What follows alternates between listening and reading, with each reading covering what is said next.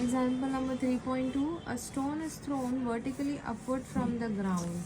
Now suppose ये आपका ground है, यहाँ पर ये रहा स्टोन, इसको हम लोग फेंक रहे हैं vertically upward from the ground with a velocity of 15 meter per second. So initial velocity of stone is 15 meter per second. At the same instant, मतलब उसी टाइम पर a ball is dropped from a point directly above the stone. Stone के ऊपर directly above ये particular point से हम लोग फेंक रहे हैं एक बॉल, वो प्रॉपर एकदम स्टोन के ऊपर ही है, from a height of 30 metre. ये दोनों के बीच में हाइट कितना है? 30 मीटर का हाइट है. ओके, द हाइट और the distance between ball and stone is 30 metre. At what height from the ground? Ground से कितने हाइट पर स्टोन एंड बॉल मीट? अब जब सेम टाइम पे मैंने यहाँ से बॉल ड्रॉप किया और यहाँ से स्टोन थ्रो किया एट द सेम टाइम, तो एक ऐसा टाइम आएगा जब बॉल नीचे आते आते सपोज ये पोजीशन पे पहुँचा और स्टोन ऊपर जाते जाते ये पोजीशन पे पहुँचा. So ball and stone meet. So from the ground, this distance is asked, or the displacement of stone is asked from the ground. क्योंकि ग्राउंड से स्टोन ही जा रहा है ना, तो displacement of stone. And after how much time? And the time is also asked when the stone and ball will meet. Question समझा? ठीक है.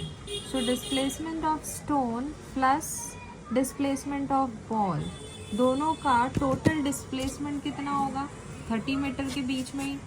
देखो, यहाँ से बॉल आया यहाँ तक के और यहाँ से स्टोन गया, ये टोटल कितना है? 30 मीटर. ठीक है, तो स्टोन का डिस्प्लेसमेंट प्लस बॉल का डिस्प्लेसमेंट हो गया 30 metre. Now S is equal to ut plus half at square. Now for stone, initial time period is given, that is 15, t तो पता नहीं, plus half. Now see, the stone is going vertically upward, that is opposite to acceleration due to gravity, तो minus g t square. ये हम लोग को मिल गया stone का. Similarly, I'll find displacement of ball, ut plus half at square. For ball, it is initially at rest, तो ये पूरा टर्म चला गया, 0, u is 0, तो यहाँ पर क्या बचा? Half. Now talking half at square बचा, half acceleration due to gravity. Now the ball is falling downward, which is in the direction of acceleration due to gravity, so positive g. तो ये हम लोग को मिल गया डिस्प्लेसमेंट ऑफ बॉल. इस equation में ये वैल्यूज़ पुट करेंगे, तो डिस्प्लेसमेंट ऑफ स्टोन कितना आया? 15t प्लस माइनस, तो 15t minus plus minus is minus g, half g t square, ये स्टोन का हो गया, प्लस डिस्प्लेसमेंट ऑफ बॉल कितना आया हम लोग को? Half a t square, sorry, displacement of ball हम लोग को आया half g t square, that is equal to 30 minus half g t plus half g t, तो क्या बचा? 15t is equal to 30.